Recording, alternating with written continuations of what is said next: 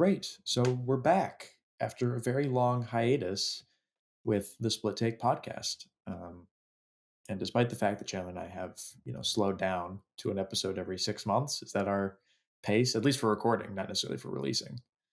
I actually don't know when the last time I released an episode was. We're still here. We're still alive. Still talking about movies. Still watching quite a few. Yes. We watch plenty of movies. The passion is not gone for watching movies. If anything, it's amplified. I think this is the most movies I've ever watched in a single year. Coming up on it, at least. This is certainly the most I've seen in theaters in a single year, I think. I don't think I've gone to a movie theater this much. Yeah. Weirdly enough, it's slowed down for me ever since I started working at a theater. I was thinking about this today because yesterday was the first time I've rewatched a movie that I've seen. Because in theaters, I mean, because previous years, movies that I really liked, I'd see like 2 or 3 times in theaters. This time, there's only been one, which we'll talk about. All right, because we're doing just a little 2024 catch up. Oh, okay. I know which one it is. I was like, what did you rewatch? And now I understand. Okay. I'm not sure I've mentioned this on the podcast before. I know I've told you, but when I worked at AMC, I got the job and I was like, oh yeah, I'm going to get free movies all the time. I'm going to go, and it's work. You don't want to spend any more time there than you have to. So it's not even left. At least I don't even necessarily, my experience. I don't even necessarily care that it's work because I don't mind. The problem is the theater I work at is just the slightest more of a drive than any other theater I could go to. Because theoretically, I can go to the NoHo Lemley, but to see a movie there, I have to email someone ahead of time. And that's sort of like, which is a pain because sometimes they take a while to respond. And then that sort of like forces you to go, even though sometimes I'll, schedule a movie and just be like, I don't want to go. And I like having that choice, that option. Yeah. So that's why I eventually got A-List back, and it's been great. I've been, seeing it and stuff. Not as much. It's been nice going to AMC's again with you. Yes, I quite enjoy it. It's also nice that there's 3 right next to us. Well, with those 3, and then there's the Glendale AMC. If we really wanted to go over there, but that's within my work's driving range, which I don't like. So every once in a while there's just traffic. Even on a fucking weekend, there's traffic, which is. And then occasionally we'll go over to Century City or the Grove. Yes.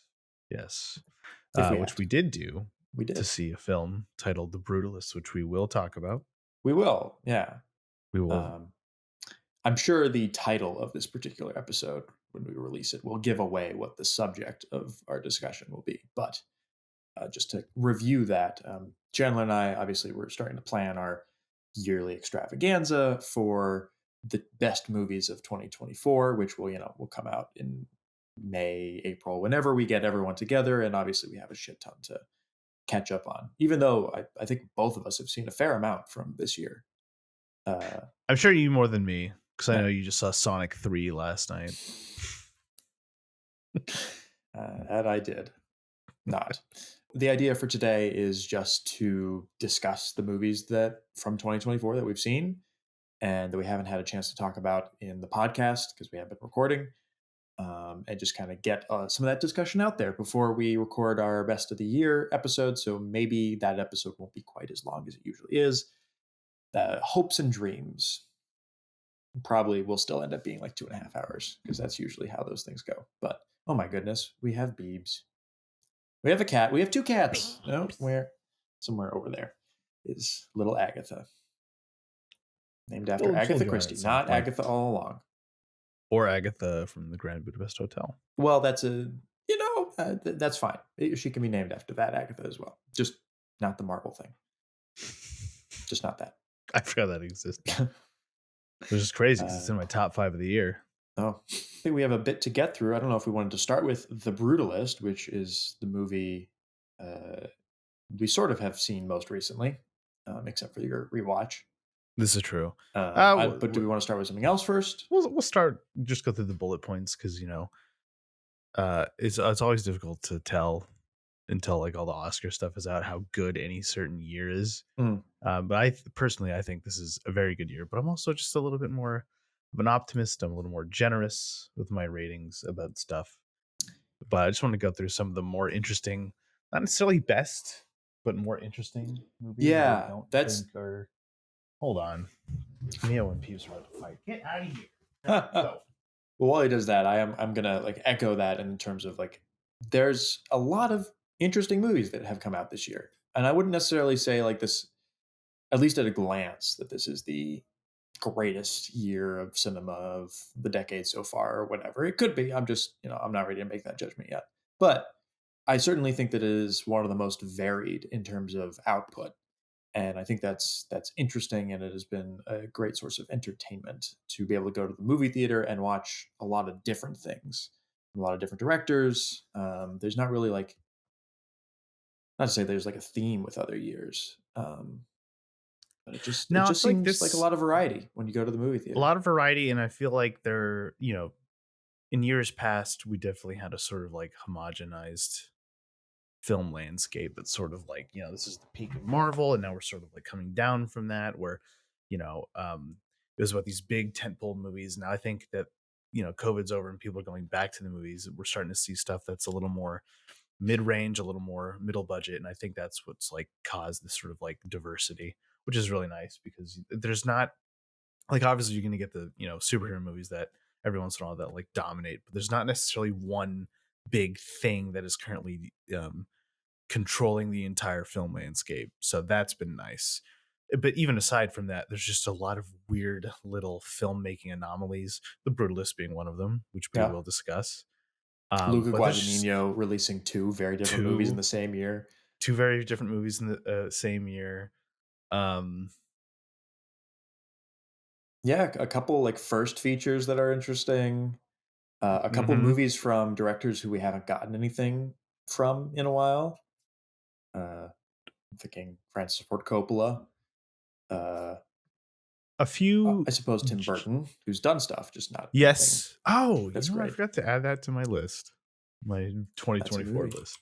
I Yeah. do quite enjoy Beetlejuice too. But yeah, we got two old white men taking giant swings and missing in both Francis Ford Coppola and um, Kevin Costner. Oh, well, I think I'd add Ridley Scott to that list as well. Well, he's still hitting though. He's still hitting. Well, box office wise, he's Yeah, still and hitting. depending on who you ask, Francis Ford Coppola is still hitting as well. This is true. But I think what's inarguable is that they are giant swings, and whether Hmm. they hit or miss is up to interpretation. But they are old, potentially ancient filmmakers who are still working and still doing stuff that is just out there, just bearing their artistic soul to the world. It's kind of great. Hmm. Although that's not what Ridley Scott's doing. He's just filming with 7 cameras at once and Well, hey, look, just a little assembly when line he's we can got there, afford 7 cameras, use 7 cameras. I suppose. All right. Well, where would you want to start? Ooh, let's start. I'm trying to keep it to as much movies that we've both seen as possible. I mean, it's fine. You can talk about something I haven't seen, I obviously. know and I will, but I just want to. Although I don't think there's that many of them. No, I don't think so either. I think we should start with our good friend, Mr. Paul Schrader. Mr. Paul Schrader, who we have now seen in person, in the flesh. We have, yes.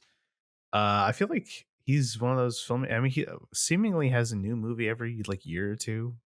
Yeah, no, he's got a very steady output, which I just wonder how he's able to get the funding for. I'm happy for him, I mean, he but still attracts like bigger name talent. I think I he attracts the legitimately talent. think he does attract the talent. I think First Reformed was like the thing that sort of everyone's taking a chance on that, even though that was not a movie that necessarily blew up. I think it's more of a cultural resonance than it was a financial one. Yeah. But Maybe he's just like getting by like a lot of like new producers and stuff. They don't know who he is, but they see like, oh, here's a script and here is a X actor attached to it. Like, oh, I like mhm, that actor. there's a lot of genre So he can elements. pull the talent, which is probably helpful with getting those movies off the ground. Because I'm sure he would not be able to do that as much. Because on the flip side of that, we have Mike Lee, who is not able to get his stuff financed as much. And I think part of that is just trouble finding maybe big actors to be in his stuff because he likes to work with like more creative and artistic people. I read one of the books I read this year was his like biography that was written by someone else. It's just a compilation of interviews, and he said there's been multiple times where he's interviewed these big British actors and just realized that they're dumb. He said he only works with intelligent actors. Doesn't matter how much box office appeal they have. If they do, that's great. If not, whatever. But uh yeah, well, the other thing with him too is that obviously his method makes it a lot harder to sell something Yeah. because he's basically just asking for money to make things, and we won't know what it's about or who's in it. Which tough, Mhm.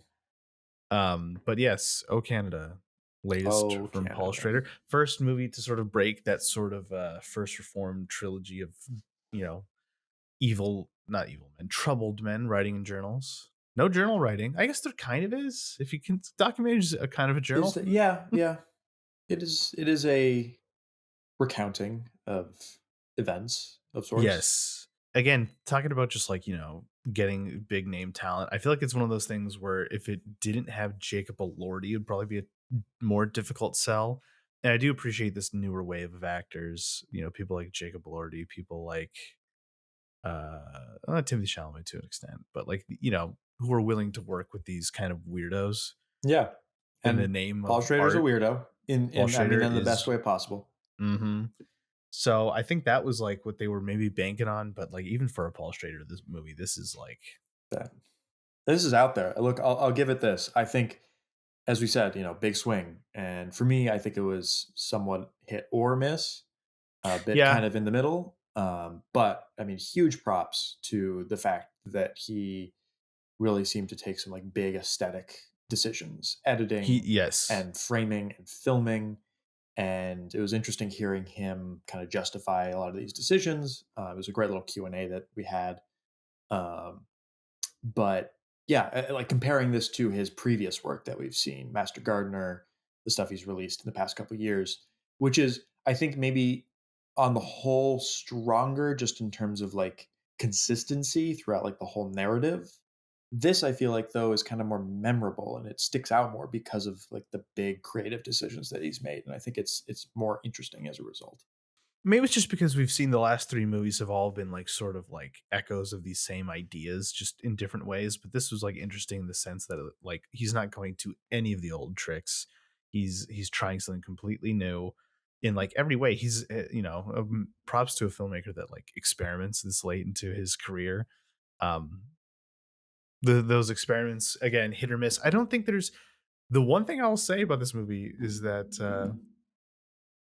his last two movies, First Reform, not so much, and then definitely the movies before that. There's always just one or two scenes where I would just be like, "What are you doing? What Mm. is this? This is terrible. Why did you put this in here?" Oh, Canada does not have that, Yeah. which I think is a detriment Ah. because I like it when shit like that pops up in Paul Schrader movies. What can you name an example from Card Counter or Master Gardener Okay, that's so Card Counter, I don't know if this exists anymore, but you can ask DJ because I saw this with DJ. But there was a scene in Card Counter that just had camera audio. Oh, I remember us talking about that now, yeah. Yes. And I remember that being really bad. And I can't remember if it's Master Gardener or if it's a Card Counter as well. Do you remember the scenes in the Allegre prisons where it just was Yeah. like a 3-6? Again, that was a less egregious example, but that was just me being like, why? What are we doing here? The Just trying fucking to wide visually Putin distinguish it. lens. Yes. And I don't remember if it was Master Gardener or Card Counter, but I just remember there being a reveal that the protagonist has tattoos on their back and they look fucking awful. Just little things I think like that was that. Master Gardener. I think that was Master Gardener. Yeah. Because And he's a Master Gardener former too. white power person or He's what was a it? Nazi, Yeah. neo-Nazi. And I remember Master Gardener too, at the time, a spoiler alert, I guess it ends in this climactic gun battle that just sucks. But I remember thinking at the time, being like, okay, does this suck because he doesn't know how to shoot this? Or does it suck because the last two movies have like sort of climaxed in this sort of like display of violence? This one maybe feels like it's trying to undermine the violence for its, more empathetic message. Don't know. But Very interesting. I think more than any of his last few movies, it felt a little incomplete. But it was also one of those things where, he mentioned in the Q&A that it was a kaleidoscope, a mosaic, Definitely is, yeah. little bits and pieces that don't necessarily connect one to another and maybe not even fully flesh out in the end. So I think going into it, I was expecting a certain structure that I didn't get, so it made it feel a little jarring. Um, Sitting on it, I quite enjoy it, but at the same time, I'm like, I feel like there's pieces to this mosaic missing. Yeah, Don't know. which kind of gives it character, It for does. better or It worse. does. I think we're inclined to be a bit more charitable to something like that, whereas someone who is less Schrader pilled, if you could even describe me as being that, um, We're certainly would interested. yeah. But I think for like a not even a general audience, but like a general audience for this kind of movie might not even find it quite as Well, the thing engaging. too about his last few movies is that I could see someone who's maybe not necessarily into this sort of thing or not expecting this sort of thing being pulled in by just like genre elements, especially Mm. for Card Counter Master Gardener, because there is like a bit of crime to it. And then being pulled into those and being like, wait, what is this? There's not a single person who's deceived by a movie called Oh Canada who understands the Just premises that it's about a documentary about a documentarian. just a silly title. I love it It though. is. Although speaking of bizarre creative decisions, I reminded myself of there's a scene early on in the movie where Jacob Elordi has a conversation with his father-in-law and another businessman, and it's in like this we oddly green lit like good old boys Pool room. table. Yeah. Yeah. Like a man businessman cave. And it's not like a bad scene or anything. It just sticks out in my mind as having like this weird lighting that never It appears is again in very the odd. movie.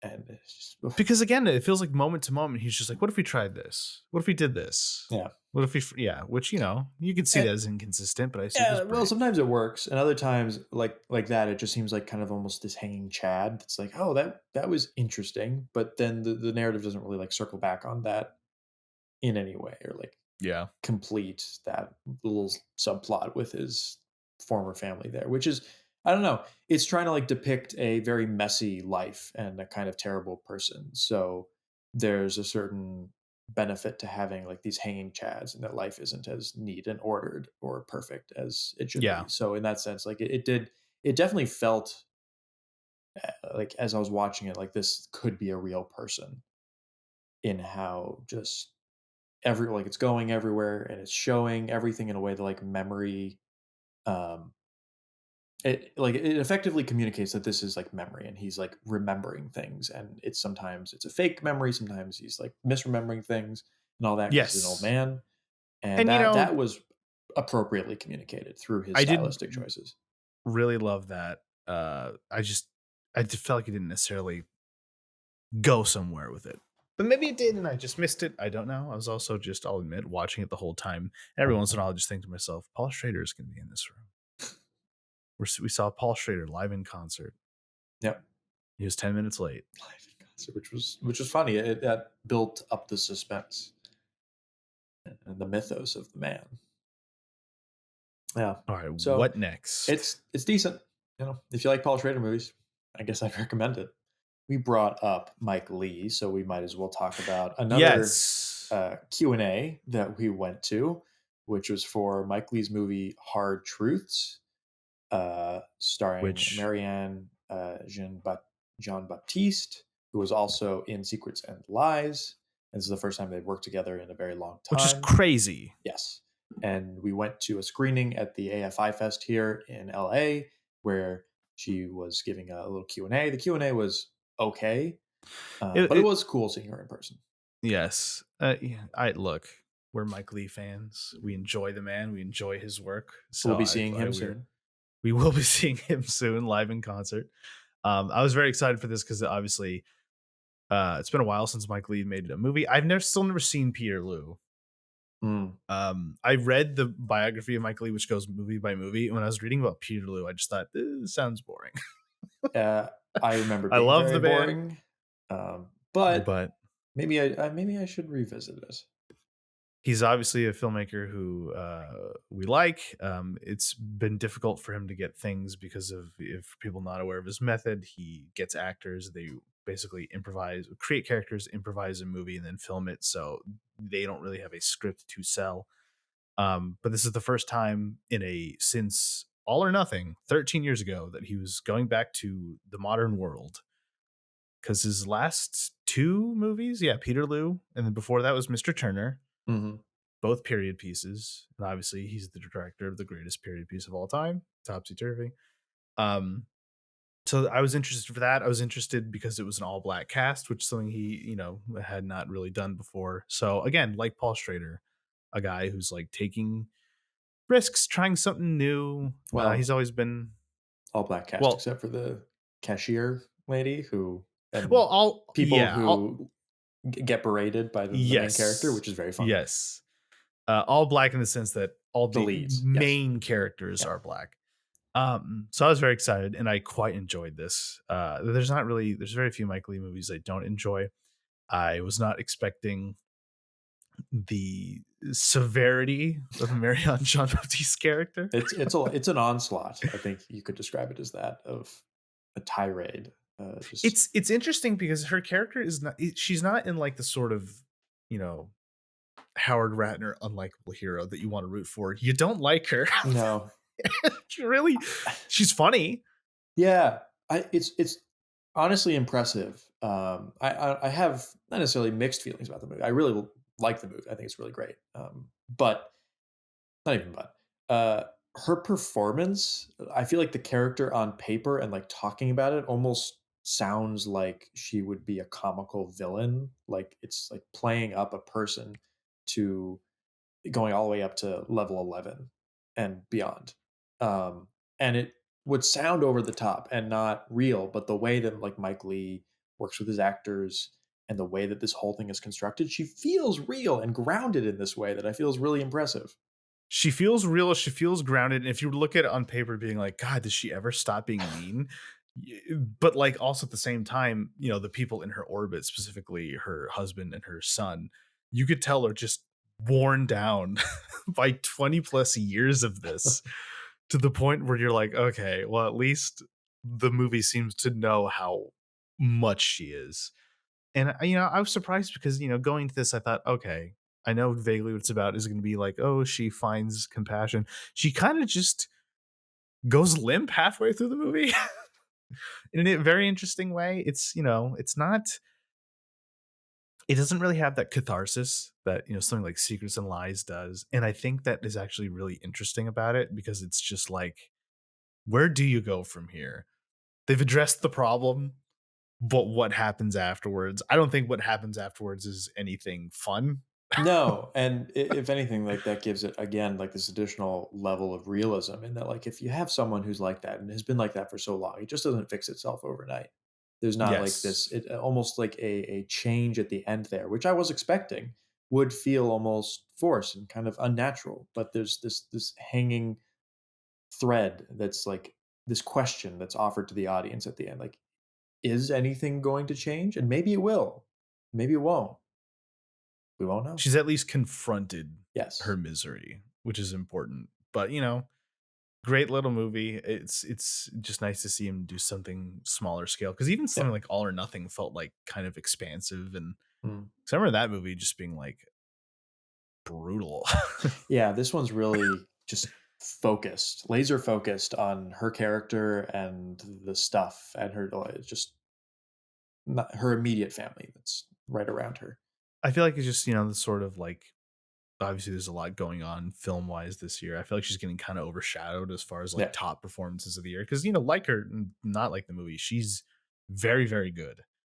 Um, so I'd recommend it. I don't know when it's coming out, if it's coming out. It'll That's the probably thing come with out at these some movies point. too. Yeah.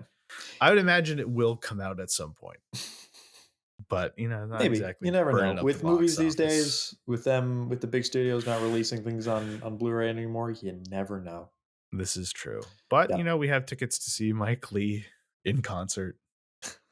Annoying too, Watching because Naked, which I'm super excited to see on the big screen.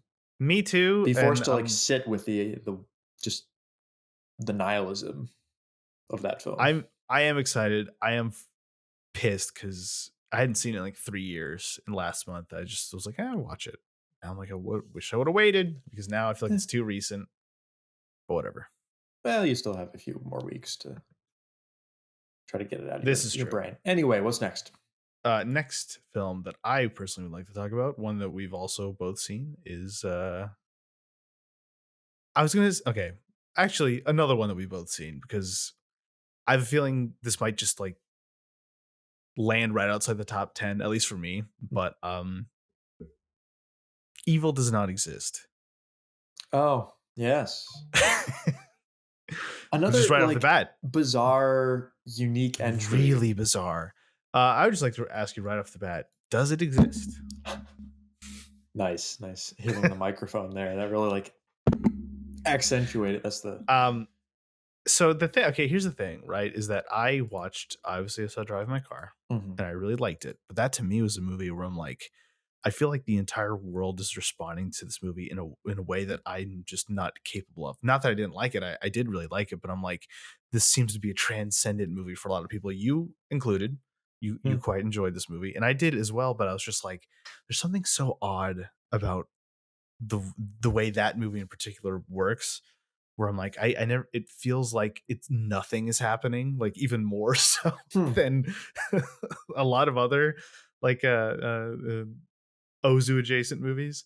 Um, but there, it just had this sort of like emotional power over me that I couldn't really describe. And I think you know, if I sat with it a little longer, maybe rewatched it, I'd be able to better, um, sort of like describe or whatever.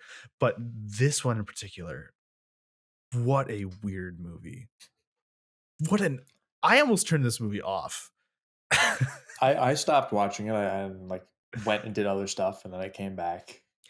I remember sitting in my bed being like, oh, I'm gonna throw on a movie. Oh, this is on Criterion Channel. I should watch it. Being like 20 minutes in, being like, and just thinking, is it all trees? Is it just Is this it? trees? And then it So I just spends 25 minutes on one council meeting which scene. That's the thing. So I watched like 20 minutes of it. I was like, maybe not today. Turned it off. I watched 2 minutes of Double Indemnity. And I thought, no, I can't do this. I'm gonna stick with it. I went back to Evil Does Not Exist. Thankfully, the trees ended soon after, but I was just like, what is going on? And I was kind of like, iffy on it. And then the council scene happened, and that's like a top 3 scene of the year for me. Hmm. I love that scene so much. And then I was I locked still in. was not quite engaged at that point. You didn't enjoy the ethics of No, where you should poop? no, no. But that's things. I was watching that and I was locked in, and I was like, okay, is it going to be a town bands together to stop these people from pooping in our woods? And then it doesn't do Nope. that either. It turns into a different thing where you're Yeah, following these people for a little bit. say what you will about the movie, and I will say I was never into the movie, from beginning to end, and maybe I'll find something in it when I rewatch it because I'll definitely return to it. Um, but it is you don't really know where it's going at any point, other than perhaps more trees. Yeah, well, that's the thing too, because then it goes into that. And I liked how we spent a good amount of time with the people who are organizing this camping thing that they're building, to the point where I'm like, oh, you know what, maybe they're not so bad, these people. And then the movie, he just kills him at the end. It's so Spoilers. weird. Sorry, spoilers. No one's gonna fucking see this movie. But I really liked it. I don't know why. I don't know what it's about. And when I listened to an interview afterwards with Hamaguchi, do you know? Have any idea how this movie came to be? No, not at all. His composer, a woman whose name I do not remember, Izumi Matsuno. That can't be it. Is that it? Oh no, it's Aiko Ishibashi, who did the score for Drive My Car. Wonderful score. She's a pianist. She was going on tour, and she asked Amaguchi, hey, could you film some stuff that will play on the screens in the venues as I tour? Because when you go to a concert, there's like these big screens that'll play like visual aids, Mhm. just visuals sometimes. And Amaguchi's like, sure, what do you want? She's like, just some like nature stuff. And he's like, Hmm. okay. So he went to go film nature stuff and thought, oh, well, I'm here. I should just make a movie. And that's what he did. All right. So the main guy in Evil Does Not Exist, the groundskeeper guy, is a real groundskeeper that he just sort of Oh, made a movie around. And I'm just like, I don't know if this necessarily makes it better, but it is odd. It's really odd. it's an And odd it's kind one. of a movie that defies to me any sort of like rating. I did really enjoy it, but I was just like, I don't know. Really interesting movie. He's a good filmmaker. Yeah, He's odd. look, I'm looking. I don't even think I put it on my 2024 ranked list yet. I'll definitely try to rewatch it, just because I love Hamaguchi a lot and his previous work. So I feel like I just maybe just wasn't in the right mood. Maybe it was just like Which I don't know. needed What to is do the right something. mood I for well, this? not distracted by things, you know, when you can focus. Because I think whatever day I was watching it, I was like, oh, I'll just throw something on in between things. I was getting Mm, stuff done, and I was in kind of this mood to like get stuff done. And it's not a movie that is good for anyone who wants to like get somewhere fast. no, no. But interesting at least. Yes, What yes, next? very interesting. Let's have a quick little discussion about Megalopolis, um, which is a movie. Yes. Oh I yeah. don't think we like need to say a Wikipedia ton on definition, it. it is a movie. It is Yeah, moving images combined with sound. yeah. In case you were sleeping under a rock and are unaware, this is Francis Ford Coppola's first movie in a very long time. He self-financed it by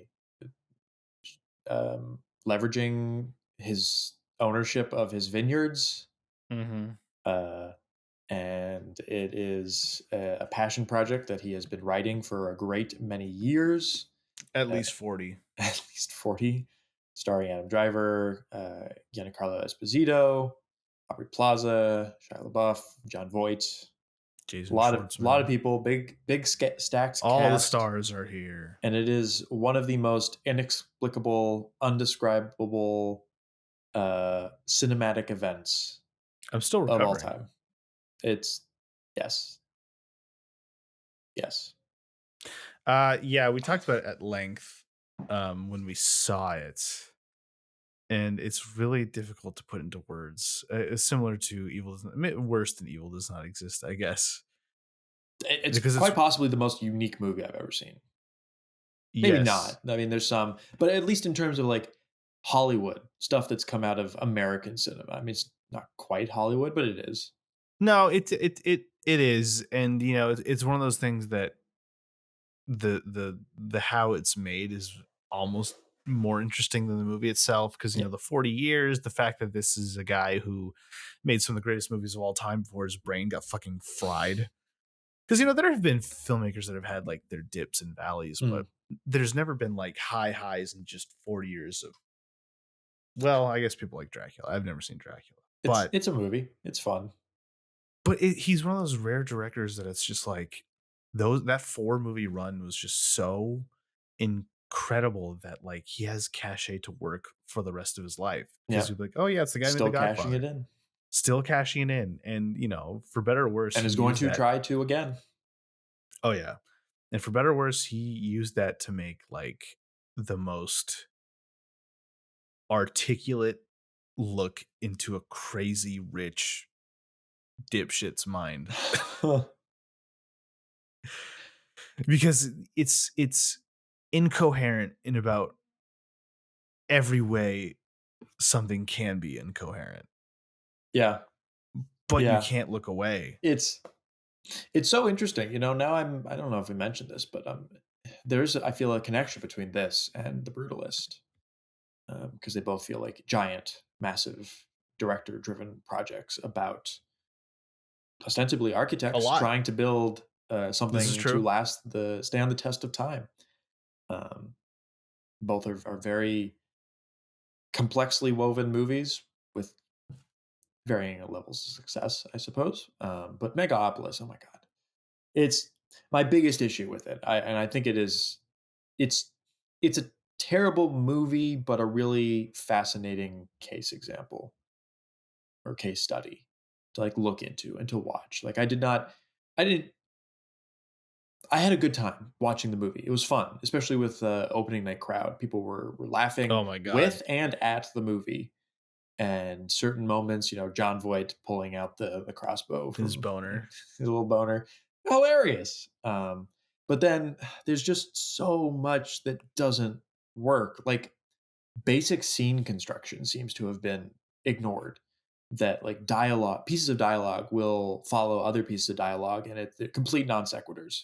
And you're trying to like follow these conversations, and like I'm sure they might make sense in some capacity, but it's just too all over the place and scattered for anyone reasonably to be watching it in the moment and to like understand like what is going on or what's happening, what are these people really trying to communicate. And eventually, because the movie just keeps saying the same thing over and over and over again, you eventually do understand what they're trying to say and get Yeah, at. The problem is that the movie doesn't develop anything really. Like it's the same no, thing for its entire runtime, and at the end the lead, Adam Driver's character, who's been spending this whole movie like fighting to get his project off the ground, just says, well, let's just do it." And people who have been like against him the whole movie, like, "Yeah, let's do it." And that's it. That's how the movie ends. And it's interesting that like Coppola is talking about how like we need to start a debate, and there's not much debate going on in the movie. It's just no. It weirdly works on a few levels because it feels like this sort of like last soldier of a dying generation of filmmaker being like, this is what we lost, this is, we have to go back, this is, our society is crumbling. And obviously there's echoes of like what's going on in America in comparing it to Rome, but at the same time it's like, do I trust this man and his sort of like point of view to be making these observations? It just becomes, it's one of those things that like if you were completely divorced from the context, it is incomprehensible. But like knowing that makes it a little more interesting. I've seen the most apt comparison that I've seen time and time again that I 100% agree with is it is Neil Breen. It's what Neil Breen does. It's what we find so fascinating about Neil Breen. But just imagine a Neil Breen with a budget and like actors and just all these people who, will do whatever they say and not question it. And, not great, but endlessly fascinating. It's not going to be one of those movies that 20, 30 years people are going to be like, you know what? We were harsh on Megalopolis. No, we've been right from the get go. It's not going to reveal itself to be anything more than what it is. But what it is interesting. it's fascinating. It's Yes. yeah. So movies are primarily, I think, an experiential medium. You're supposed to Hmm. experience them, and I think it doesn't quite work on that level. No. But if you want to talk about it, you want to think about it, and you're interested in like the aesthetics of cinema, it is a gold mine of interesting directorial decisions, interesting editing decisions, interesting visual. He's There's a trying, lot. he's experimenting, There and is a it's lot. great for that. I have tremendous respect for him still, especially at his age doing this. Oh my god. Yeah. But it does feel like the work of a madman, for better or worse. Yes. And it's that also that thing of like, 40 years of this idea cooking in your brain. You're going to overthink it, you're going to overdevelop it, and sometimes you have to trust your intuition. But this is just like as messy as it is, it's also incredibly calculated in what it's trying to say, but it's too many cooks. You've been fucking mulling over this for so long, you don't remember the headspace you were at when you wrote it, and now you don't know what it means, and it's just like I don't know. It's like it's what like old, old people see before they die. Yeah, the only thing else I'll say about the movie is I think this once and for all proves that maybe having some producerial oversight No, is 100%. okay. 100%. And it's very easy to be like, yeah, the producers ruin everything, but at the same time it's like it is a worthy barometer to some extent, which we'll talk about in the Brutalist. Uh, Yeah. real quick, is there any other movies we want to talk about? Oh, sure. I mean, I'm just wondering because There's I mean, in essence, oh, unlimited amount, but there is, I but suppose I if we think want to do like a quick little rapid fire of just one more we should talk about real quick okay. is Queer, I was thinking you were gonna bring that up. a movie that we both saw. Yes, that I have yet to rate. Yeah, because again, sort of unquantifiable, very odd. Mm. A lot of Um, odd movies this year. a lot of odd movies, but you know, I was really, really enamored by challengers. I've not been a Luca Guadagnino hater. I've just not like the way that people talk about him. I've just been like, you know, I don't see it. Um, but I have felt that way about two different directors that have both sort of swayed me this year: Luca and Denis Villeneuve, Mm. because they both made movies that I'm just like, okay, I get it. I get it. Challengers, Dune Part Two, both fucking amazing. And because I had that sort of like revelation going into queer, I was a lot more receptive, and I very much enjoyed it. Um, I know, like it's my coworker at work, my coworker at work, redundant. My coworker, who also sees a shit ton of movies, said it was like by far his least favorite movie of the year. He just found it. He the way he was describing it was the way I described Annette, Mhm. where you just felt like from the 5 minutes in that you're locked in this room with this movie. You're a Um, prisoner of it. yeah, and you Yeah. know, again, similar to a lot of movies, it's like this year, it's like big swing, really big swing. Mm. Um, So with Luca, I a huge fan of Luca. I've talked about this before. Love Suspiria is one of my favorite movies. Call Me by Your Name, another one of my favorites. But every single movie of his that I've seen, and I haven't seen everything, but I've seen his big ones. Um, I've struggled with on an initial viewing, mostly because I think he's really good at creating like these intricately plotted and thematically rich movies that don't initially seem like they are. He gets like this experience, like he's very good at like drawing you into these kind of stories. Like mhm. Suspiria is presented as this thriller, and you're like drawn in by the intrigue and everything, and it's kind of distracting you from a lot of the mechanical narrative and thematic stuff that's going on underneath, and that only reveals itself upon subsequent viewings. And it can kind of seem, when you're in the moment of watching his movies, a bit unrestrained, a bit kind of undisciplined.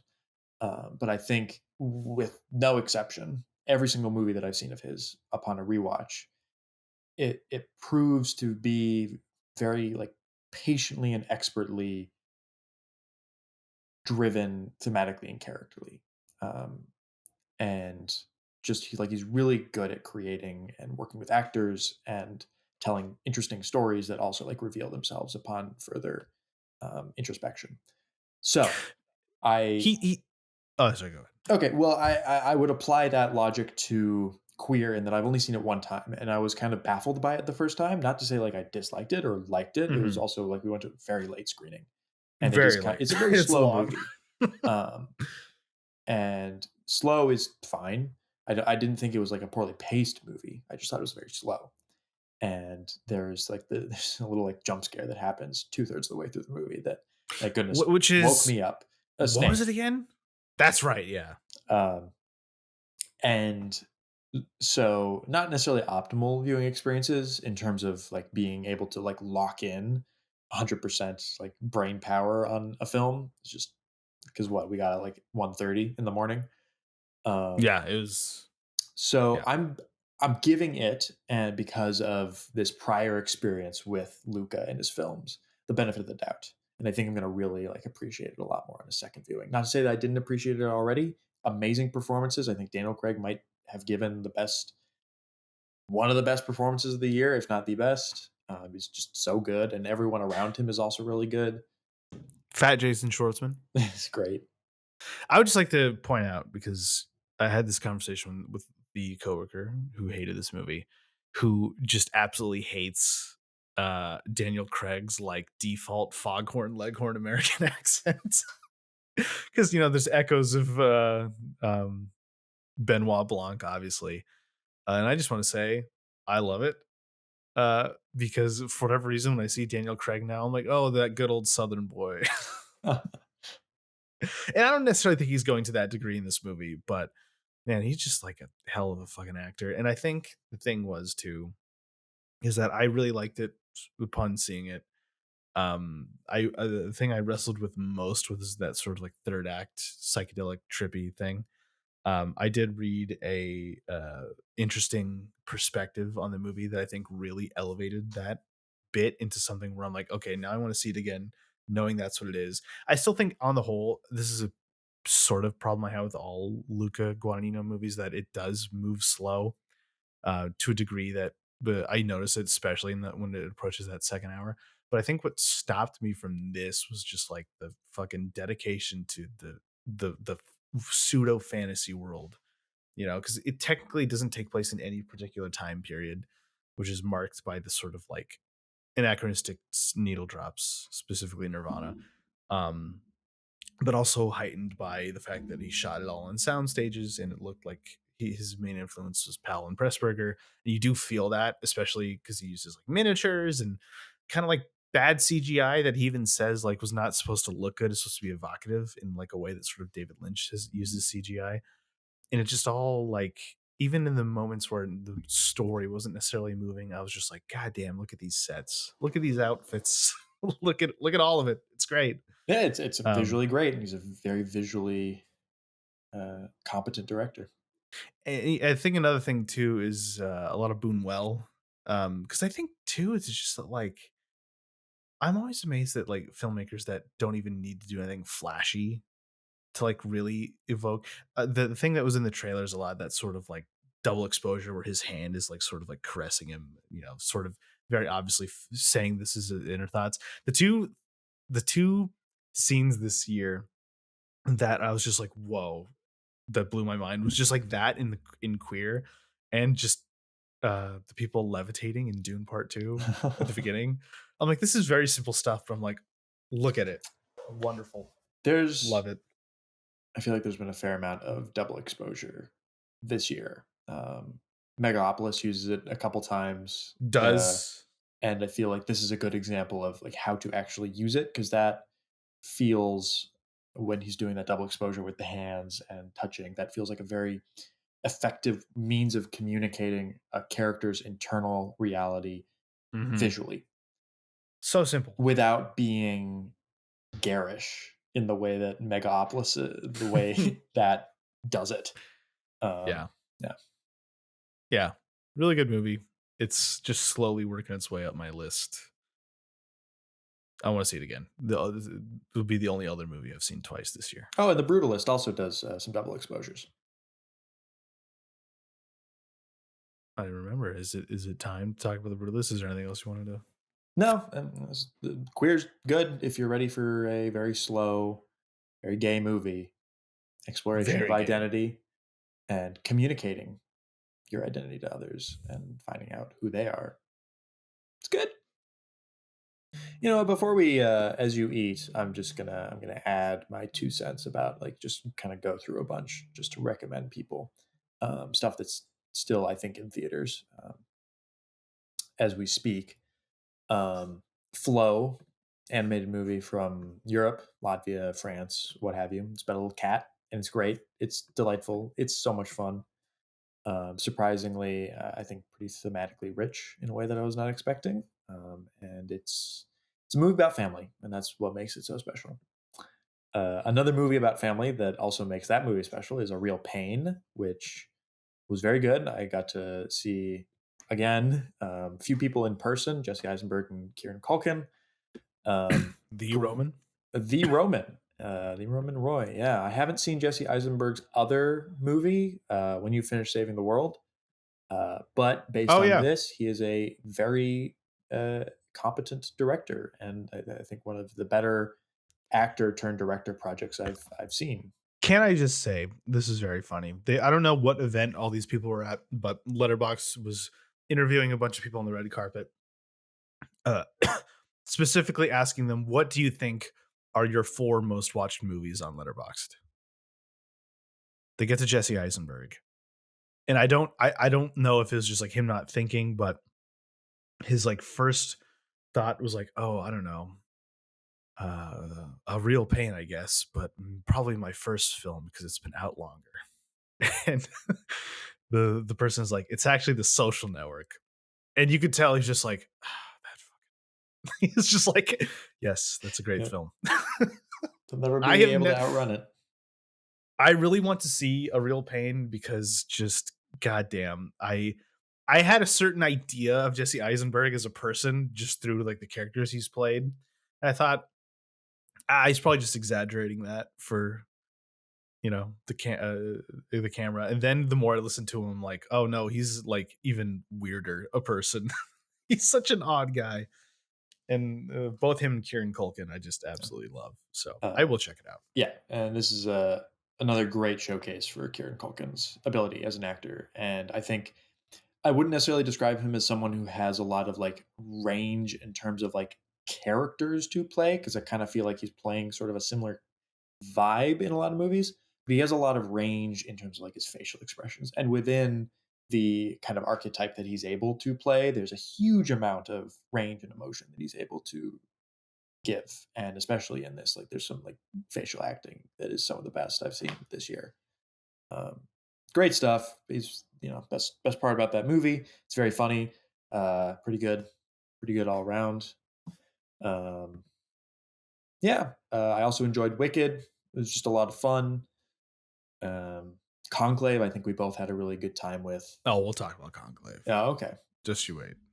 In the wrap up, we will talk about Conclave. Well, then we'll get to Conclave at a later date. Who doesn't love caddy popes? I don't know. The caddy Cardinals that didn't win This is true. the Conclave, I suppose. Yeah. I'll What just else? rattle off a few real quick. The no, last you thing go. I'll mention, I actually controversial opinion here. This is my controversial opinion for the year. I liked Joker 2. It's. I'm not gonna like Flaw 2. Yeah, I'm not gonna like come out and say it's a good movie or anything. Stop. And I definitely think like it's a victim of expectation in terms of especially people who are familiar with the character and the comic book and everything.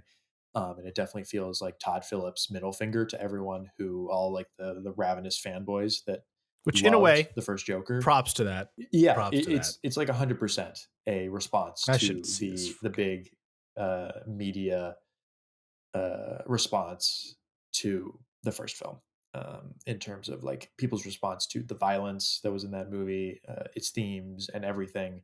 And if the first film is like building up the idea of the Joker, this is a complete destruction of everything that is. And it's kind of great. And it's one of those movies that like it was kind of painful to watch. I didn't necessarily enjoy watching it, but I found it extremely fascinating, and it is visually beautiful. I am personally acquainted with Lawrence Sher, the cinematographer, and I think this is some of his best work that he's ever done. So props to It's Lawrence. good to have contempt for your audience. It certainly makes a fun movie from time to time. It will be a movie that will be discussed and remembered long after a lot of other comic book movies have been forgotten. This is true. I guess I'll rattle off just a few that I would like to point out. Horizon American Saga Chapter 1. Where's Chapter Still 2? waiting on Chapter 2, Kevin. Where's Chapter 2? Yeah, the movie that I was mostly baffled by, but I'd be lying if I said I'm not going to be there day one for Chapter 2. Problemista, A24 movie, came out earlier this year, directed by Julio Torres. Really, really interesting. I think it's like the perfect first feature, not in the sense that it's like amazing, but it's like clearly has a style, it clearly has a vision. It's a very it has a voice, and the story works in bits and pieces, doesn't really coalesce, but it's one of those things where I'm like, all right, you've proven you got something to say. I would love to see what he does next. It was a very funny movie. Poolman. I forgot that was a movie that came out. Chris Pine, a movie that for whatever reason everybody hated. I have no idea why people hated this movie so much. It's not like amazing, but like I legitimately enjoyed it. I think you'd enjoy it as someone who enjoys both noir, and it's the most LA movie of all time. And it's incredibly funny in that respect.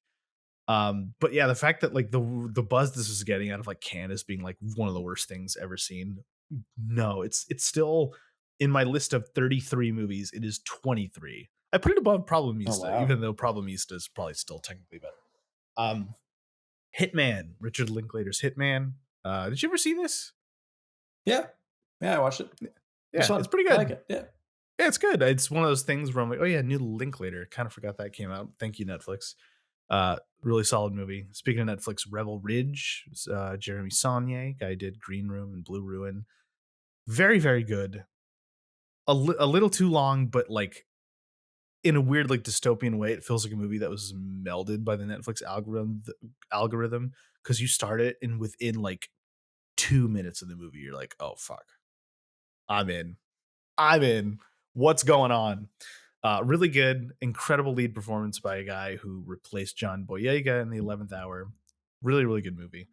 Um, Love Lies Bleeding in the first half of the year was one of my favorites. The year's just been very, very good. Another great movie. Hey, did you ever see this one? Which one? Sorry. Love Lies Bleeding. No. Incredible. Same woman who directed what the fuck was that movie called? The Saint Maud, which is Oh, pretty yeah. good. It was kind of like, standard A24 elevated horror, but this one direction is incredible. An ending that takes a huge swing that I'm just like amazed that went through. Last few, A Different Man. Uh, uh Sebastian Stan. I had no opinion of him until this movie. And he's not only like one of those like, pretty good looking actors who can really act, he can really fucking act. And he is incredible in this movie. And it's the movie I can most compare it to is Dream Scenario, where you're like, oh, this is an interesting idea. And the longer it goes on, you're like, oh, you're taking this into some incredibly weird directions that I did not suspect. But what I will say about this compared to Dream Scenario is that this definitely sticks to the landing in a way, a lot more consistent. Very, very good. It also features incredible performance by Adam Pearson, the guy from Under the Skin, who's has some sort of elephantitis, I don't know what it's called. And lastly, Trap, Oh, no. a movie that I Not really fucking like. Trap. I really like Trap. The more I had not seen an M Night Shyamalan movie until this year. Trap was my first M Night Was it Shyamalan movie. really?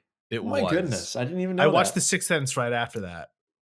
But Trap is a silly, ridiculous fan fiction film that I also really enjoyed, but because Chandler like genuinely likes it for some reason, I have this negative reaction to it that I need to be the counterbalance. genuinely genuinely do enjoy. I'm not saying it's like, oh, you guys aren't getting it. It's smarter than you think. I definitely think it has like some hilarious shortcomings that I don't care.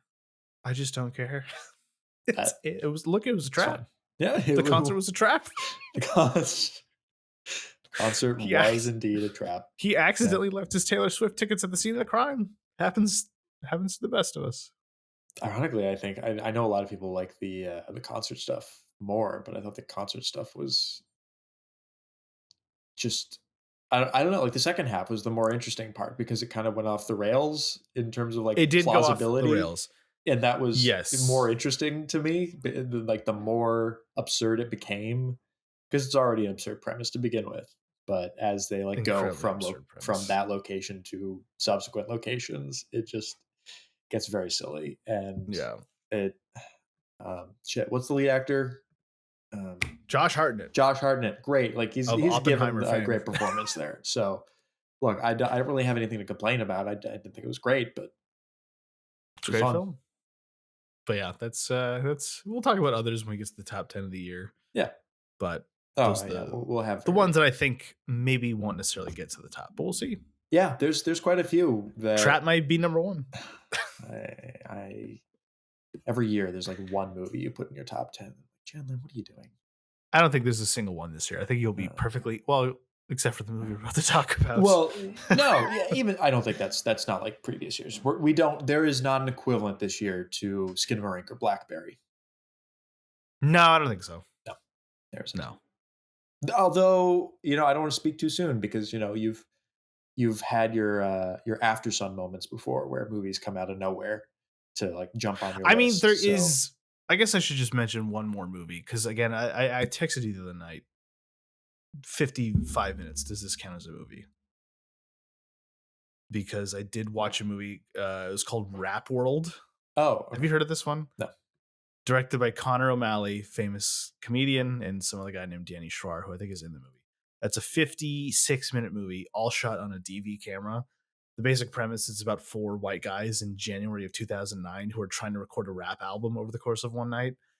And it looks and sounds like it was made in 2009. I've never seen a movie that so accurately depicts what it was like just being alive in 2009. It's so fucking funny. It's so fucking sad at the same time. It's just incredible.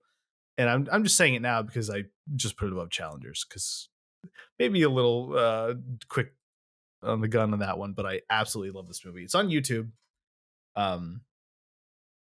Just to give you a little glimpse of what it's like, there's a scene where they have a gigantic fight at a house party where everyone there is like 28 years old and wearing Avenged Sevenfold t-shirts. And in the middle of the fight, it just hard cuts to them in like a 2006 Honda Civic sitting in silence listening to John Mayer's cover of Free Fallin' by Tom Petty, which is just what a film. But yes, Speaking of what a The film, Brutalist. The Brutalist. Do you want to give a little introduction? Yeah, Technically so, our main conversation, but technically our main conversation. I do feel bad because I was reminded earlier today as I went on Twitter that this is still a movie that most people can't see. Yeah, which is Feels good. w- I'm going to try to get this out, fingers crossed, sooner rather than later, so we can okay, actually true. be ahead This of is- the ball yes, game with a review yes. for once. Yes. So The Brutalist, written and directed by Brady Corbett, or co-written by his wife, who is in the movie as well, briefly. It's a bit of an anomaly because this is Brady Corbett's, I guess, third feature-length film. Is it his third? There's Vox Lux. There's one Vox other. Lux is The Childhood of a Leader, which he made in That's all I'm aware of. 2015. He's an actor. He's been in some stuff that I quite enjoy. He's in a lot of Greg Araki movies. He's in Force Majeure. He's in the 2007 Funny Games. He's in While We're Young, apparently. I don't know. Oh, he's in Melancholia. Interesting. He's in Melancholia. He's worked with a lot of the weirdos, like big directors, but the weird ones. It's its first film goodness, since he's in 24 and Law and Order. Oh my god. Yeah, he hasn't directed anything since Vox Lux. And Natalie Portman. go ahead. An American sitcom called Greetings from Tucson. Whoa. It's from the early 2000s. Well, now you have to watch it. It is a bit of an anomaly in a lot of ways because it's like this big, giant scope movie directed by a guy who, not necessarily a huge name, not necessarily the kind of guy who has the kind of cachet to make a movie like this, but it's a 4-hour old school epic shot on VistaVision about where are they from? Not Poland, Hungary. Hungarian immigrant who leaves a Jewish. That's an important. That's no. You're right. You're right. Hungarian Jew who leaves Europe following World War II, comes to America. He's an architect back home, but now he's coming for a fresh start. The American dream, whatnot. Very much sort of like rooted in a lot of 70s film, just in terms of the look and presentation and what it's about. Obviously, in the vein of something like The Godfather Part 2. But, this big 4-hour movie shot on VistaVision made for $10 million. It is an amazing bang for your buck film. Like, you watch it and you would never guess it was made for that much money, at least compared to other stuff that's coming out these days. Well, that's the thing. So, the movie itself, obviously, he made it for $10 million by shooting it mainly in Hungary, which is much less expensive than America, and also, has, I think, certain tax incentives. I don't know. Yeah. Which, it's part of the film as well, is that it's supposed to be Pennsylvania, but it's shot in Hungary. The degree to which you'll believe that is whatever. But when you're watching the movie, there's like a few scenes where I'm like, oh, I see where all the money went. But there's never a scene where I was like, how did he do this for this little money? Because he's very clever about how he makes these seemingly big things appear a lot bigger than they actually are. Just one quick example: there's a shot of it's like a time lapse on a hill Mm. as these cranes sort of like start the beginnings of the construction of this building that the movie centers around. And I remember watching it for a moment being like, how did he do it? And I was like, oh, wait, well, it's clearly just a time lapse. And he VFX some like silhouettes in there to make it look a lot bigger. But like, the combination of that and some of the bigger, and just the bigness of VistaVision, it really, you're like, has this just been around forever and we didn't know it existed until now? A long lost 70s epic. And the combination of that and it being by this guy who's like relatively unknown is just like, it's a little miracle of a movie in a lot of ways. But yeah, general premise is about it's Jewish Hungarian man who goes to America to make it. Well, not even make it, I guess, just to survive. Um, and it's very odd. It's a very odd movie. Yeah, this is another like movie that doesn't feel like it fits within any sort of like category from this year. There's not, other than like some superficial similarities with Megalopolis about that I pointed out earlier. It's a giant epic that would feel more at home at like the early, or like the late '70s, early '80s, and like uh, the end of that era, right? Like we don't make movies like this anymore, or at least not often. It has an intermission. This is the first time I've seen a modern movie with an intermission. I've Yeah, seen movies with intermissions, but they've always been like re-releases of older movies. yeah, Seven Samurai, 2001. Never something that was released today and made today. So it feels more kind of classical, and especially in its pacing and its storytelling.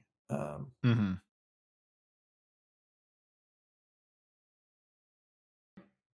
where do we begin? I don't know. It's I gave a little intro, but I would just like to say that I really liked it. I really liked it. I I was surprised to the degree to hmm? which I liked it because I think we had this discussion, but it's not necessarily a movie that you watch and you're like, I don't know where this is going. I think, if you know the general premise, you can sort of like predict somewhat where it's going, but I think the way it goes about doing it reminded me most obviously of like some of the PTA movies from like a decade ago.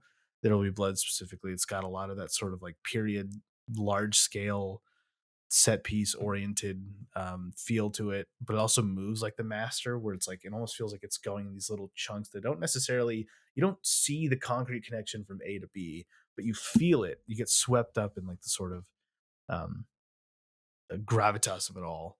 And the more I think about it, and the more I've listened to a few people who had issues with it bring up their issues, I understand and I agree.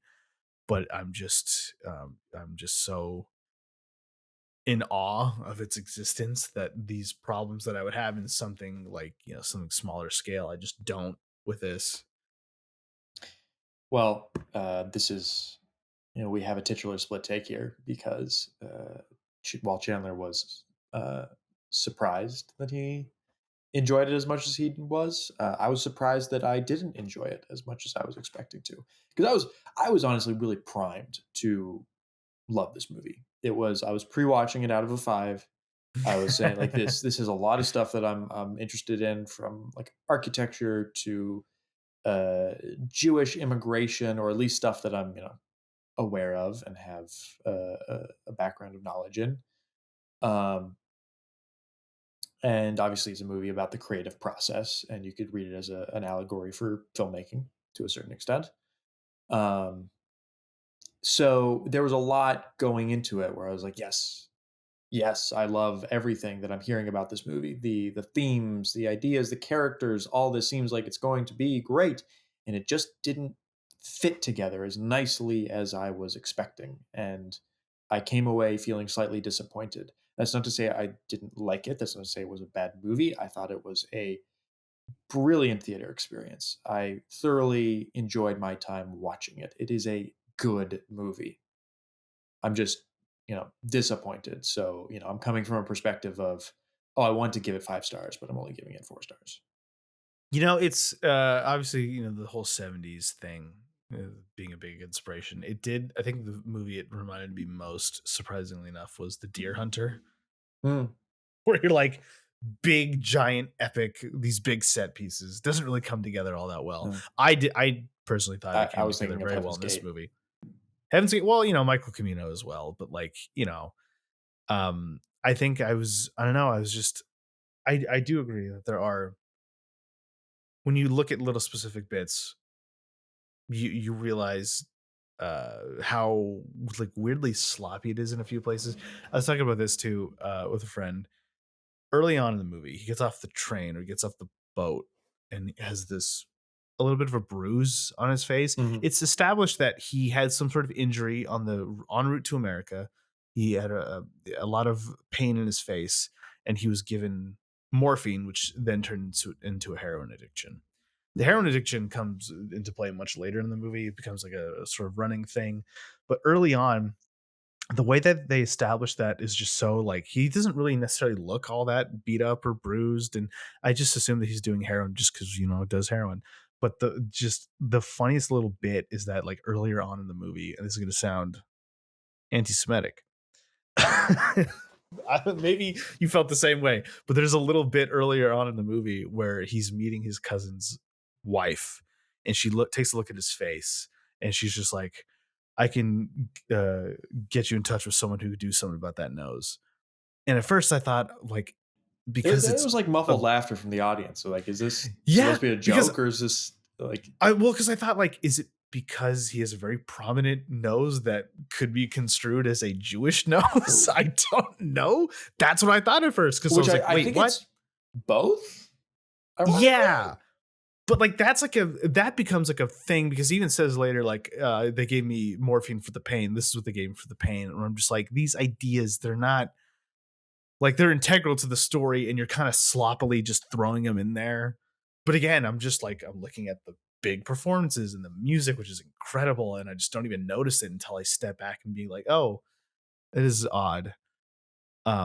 But the whole movie is just like, it moves at such an odd pace. I think the general consensus from everyone I've talked to, and maybe you would agree, that the first half was paced really well.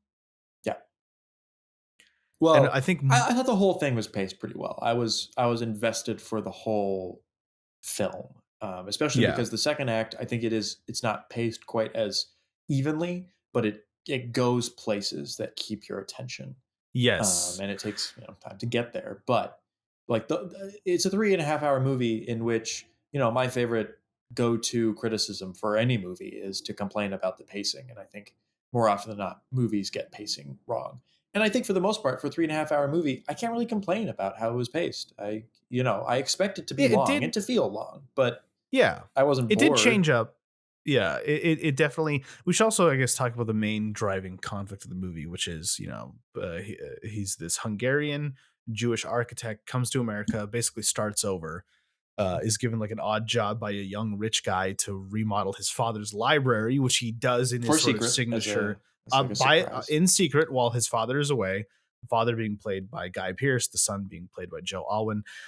He renovates this library in sort of like his style, which is that brutalist Eastern European style, which at first Guy Pearce, the father, is vehemently against. He then attracts the sort of adoration of some of the more cultured people in his sphere, which then has him bring on Adrian Brody's character Laszlo to construct a gigantic building that he wants to fund and make the center point of this small Pennsylvania town that he's in. And it's becomes this unwieldy brutalist structure that has a library and a church, and it's just this big sort of like the building version of Megalopolis, where there's a lot of ideas going on, and it then becomes the rest of the movie the struggle for him to build this thing, express himself as an artist, while also being sort of like pulled in different directions by Guy Pearce, who's is sort of envious of his creativity, but is more of a money man,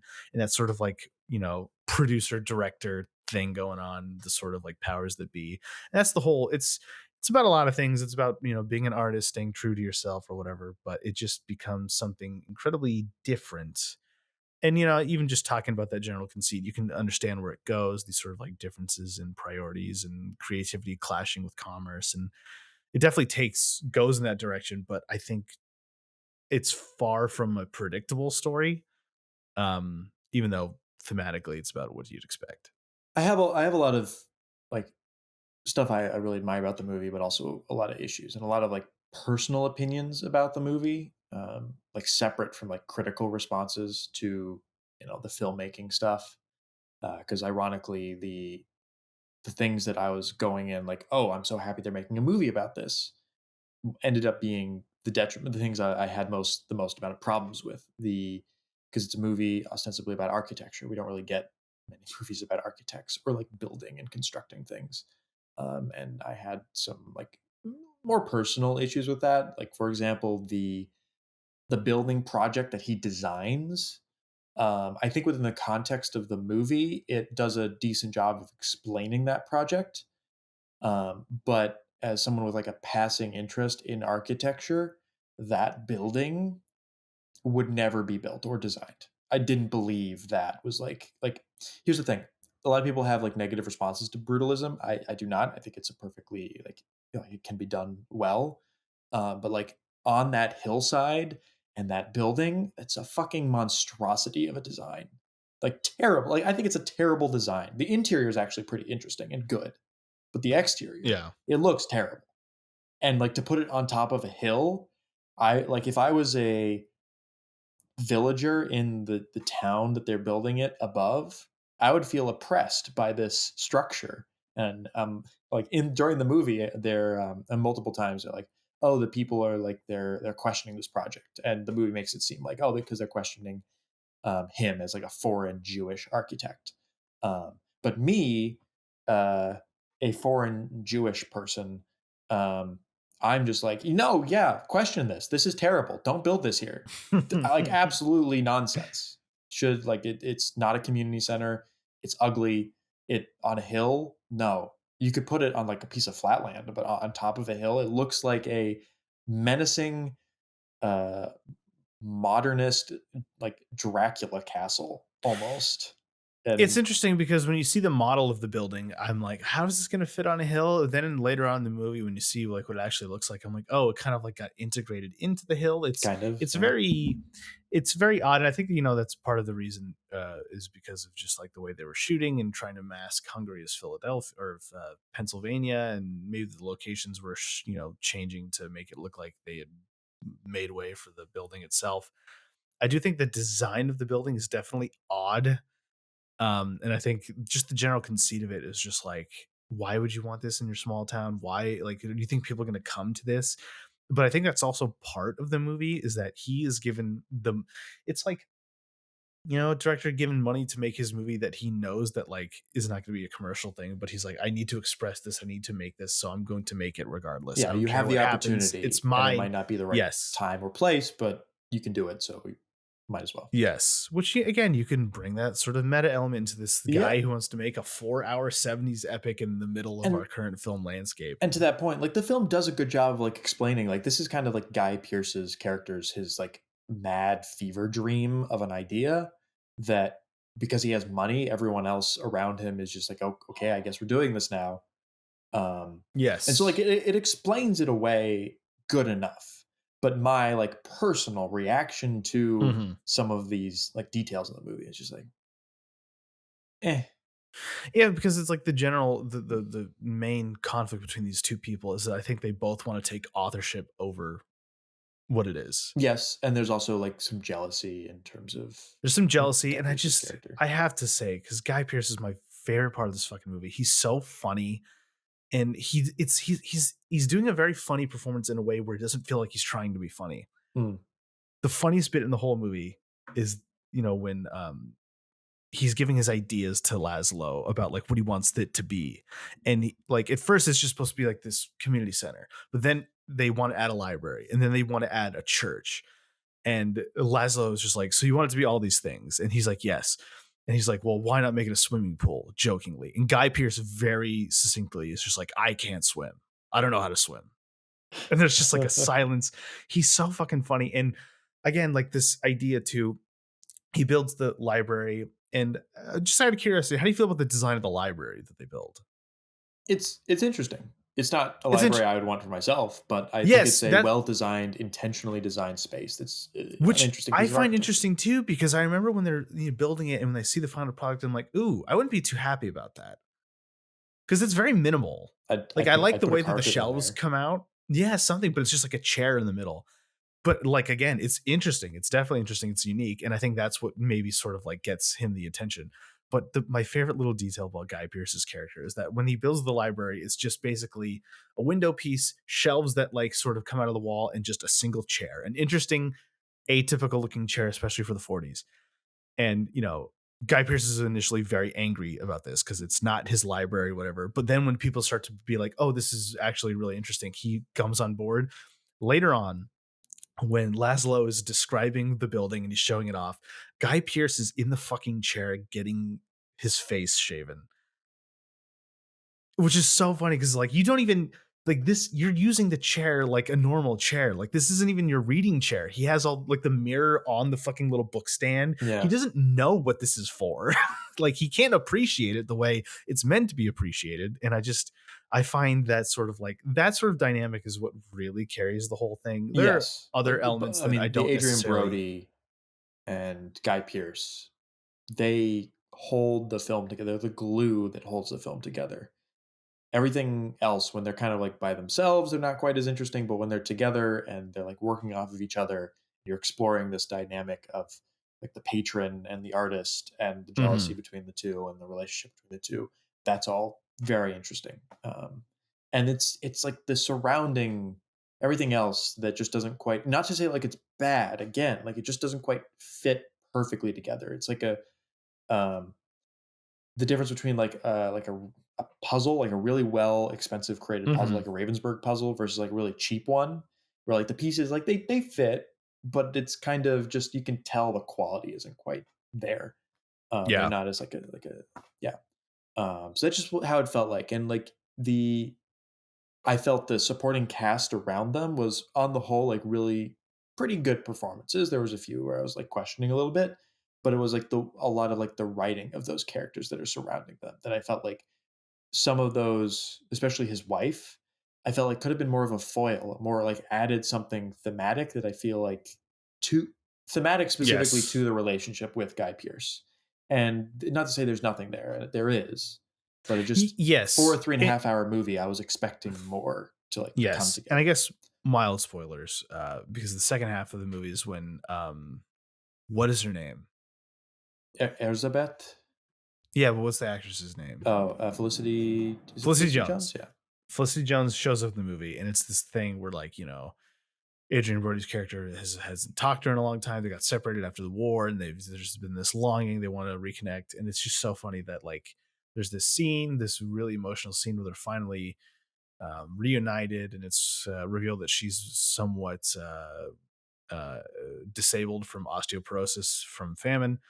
And like within like 2 or 3 scenes, after all this longing, he's just kind of like, my wife's here, I guess. yeah. It's just because again, like I don't know if that's intentional. I don't know if that's just like sloppy. I don't know. I think it's But I intentional, don't. but it's not emphasized in a way that adds to the narrative. Yes. Yes. But like that's the thing is that I do agree on the whole that those everything outside of that dynamic between him and Guy Pearce is not nearly as good. But they do take some interesting directions with it because I really like that the final confrontation. Laszlo's just gone. Hmm. The final confrontation is between um Elizabeth and Elizabeth yeah, and Felicity Jones. Harrison, Yeah, Felicity Jones and Guy Pearce. And I thought that was really interesting yeah. where I it just although like I hate confrontations. Like that's just it's just awkward. And that's a personal preference thing. I was just like, can yes. we let's not do this here. But I liked it because I Yeah. think I was look, the spoiler alert, there is a sexual assault scene, not one that you'd expect. What was And I your was letterbox review? It's worth oh, Guy repeating. did some piercing, all right. I think that was the moment where I was just like, okay, this is not at all what I was expecting. And it doesn't necessarily continue the momentum till the end, but I was just like, I was surprised when it was Felicity Jones that showed up at the end. And I was surprised that it wasn't like this thing that they were going to gloss over. She just basically, says, "You're a rapist. This is what you did." And I'm just like, "Oh." I'm genuinely surprised because, it'd be one of those things. One, I didn't think Laszlo would admit it. Two, I didn't think she'd do anything about it. But I'm just like, this is an interesting twist, interesting change or whatever. And again, what I think really brings it all together, because right after that, there's like a scene where no one can find Harrison. And that's where I was just like, oh, okay, maybe better left unsaid. Like, I think it would be really interesting if like Joe Alwyn just couldn't find him. I didn't need the whole them looking through the fucking building. But we have to talk quickly about this epilogue, because by far the most like ambitious, odd, uh, just really out there ending to this movie. Yeah. It's interesting because I would have been happy with it ending without the epilogue. I thought that was Yes, a really and I strong remember ending. when the epilogue came up, I was like, "Oh god, here we go." And the only thing I can compare it to is the ending of Tar, where I Yeah, was no, like, it's "Wait, similar because what?" there's this jarringness, this Yes, unexpected element that feels so kind of incongruous to the rest of the film that is in Tar, and even more so in this. It's very pronounced yes. because it starts with So that incongruous, the music, the cut to Venice. yes. So just to spoil it real quick, the ending, the epilogue jumps to 1980. We even further down. We go from 1946 all the way to 1980. They're doing a retrospective on Laszlo's like life accomplishments. And they talk about the building that this, the whole thing has been centered around, which the building after their confrontation, Guy Pearce and Adrian Brody, was left unfinished, then was later revived in 1970, completely finished, and is now just part of this collection. And I think that is where like the movie really becomes like, oh, I get it now, because like this we've seen all the strife, all of the fucking pain and conflict and arguments and tension that went into making this thing. We see how evil Guy Pearce's character is, how fucking egotistical, how horrible he is. And at the end of the day, Laszlo's this sad old man whose wife is now gone. He doesn't even speak in the epilogue, which I find very interesting. He's kind of just been like, the man himself is withering away. Guy Pearce wouldn't even know if he's ever found again. But all that is left is the building. The history is only somewhat alluded to. Guy Pearce's name is still on the building, which I think is like a nice little touch of irony that, like, at the end of the day, this man's legacy is still cemented. And you can tie that to movies as well when you think about things like Chinatown, where it's like, the movie exists, but Roman Polanski's name is still on it. But we don't shy away from that because it's still a great movie. And it's just, it brought it full circle to me. It also becomes like weirdly the like the main theme, which is repeated throughout, has like a techno version that feels like new wave. Yeah, And there's like these weird like Windows Movie Maker transitions. it's There's it's VHS odd. footage. My response to the ending is that, like, I think it's interesting and it adds some needed context, especially within like seeing him as an older person and him not speaking and seeing his work being appreciated. I think that's integral to what the film's trying to communicate. But I think like the way that the epilogue communicates all of this is just it's messy in a way that like it didn't work for me at all. Like in the moment, Mhm. like after the fact, I'm like, yeah, I think this was like I get what it's going for. I think it was a worthwhile attempt, but it Yeah. just like just and it's not even the jarringness. Like I get that I was fine with, um, but it's really her his Niece, his niece's played by speech. Yorgos Lanthimos' wife, Oh, interesting.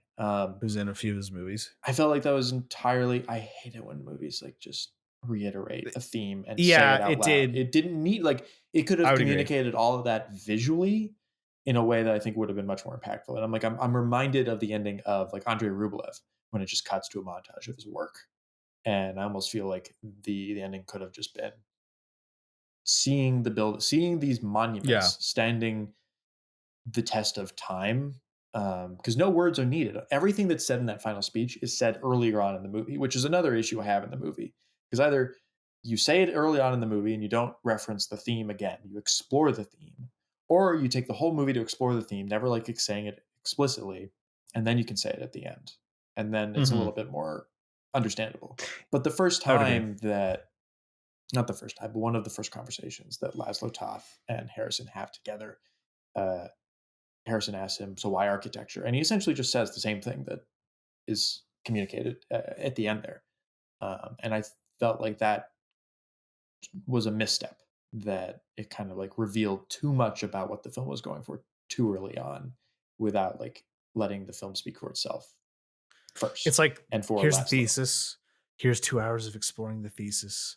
In case you forgot the thesis that we've been watching for 2 hours, here it is again. Yes, and I personally Which find that an annoying structure, but which I agree. some I can people, agree with, because I do feel I did check out a little bit during that. I was more so just wrapped up in the sort of absurdity of it all, and it did make me appreciate Tarzan even more, because like that's a movie that's just like a quick flash of like, wait, what?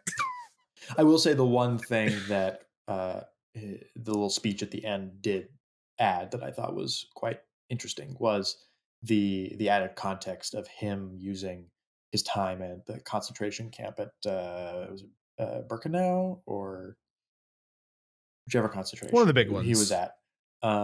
One of the famous ones, uh, using that as an inspiration for this building that he was designing, and it kind of recontextualizes that space and what he was doing.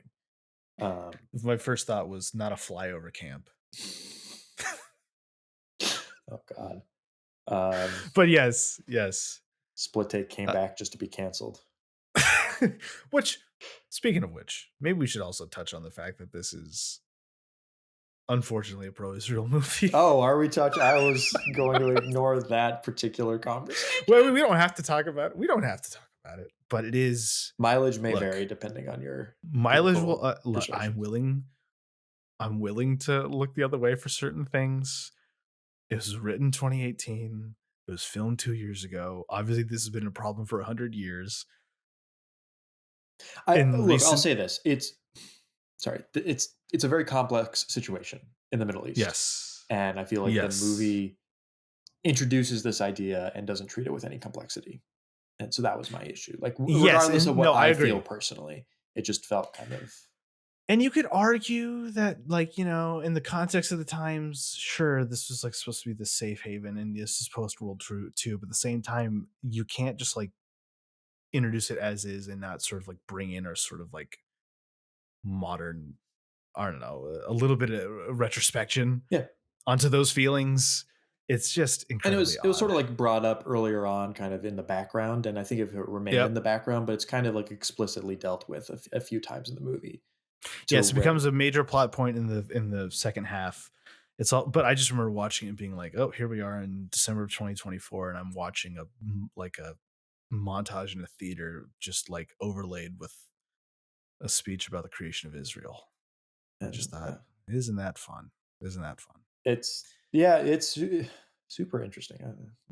I'm going to rewatch it again at some point, whether that's before we do our year in review. It's a long movie, so it's a lot to. Yes, I would like to see it. It's playing in 70mm at the Vista. Yeah, I'd like to see it until January 2nd.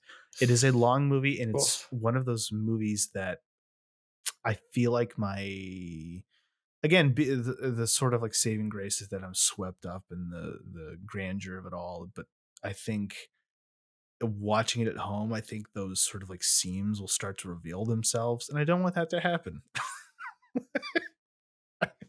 I would like to live in ignorant bliss, if at all possible. This is why I've never watched Top Gun Maverick at home. Fair enough. I very much love. Yeah. Literally, I mean, the trailer obviously has the word scrawled across, but it's monumental. It is. For all my issues with it, it is a big work of cinema, and something that I think it does definitely deserve to be seen on the big screen, if just to like get to experience an intermission in the modern 21st century. Which is nice. And it's a movie that demands to be like thought about and wrestled with. And yeah, like I don't want to be all doom and gloom. I thought it was pretty good. I'm happy this is a movie that was made.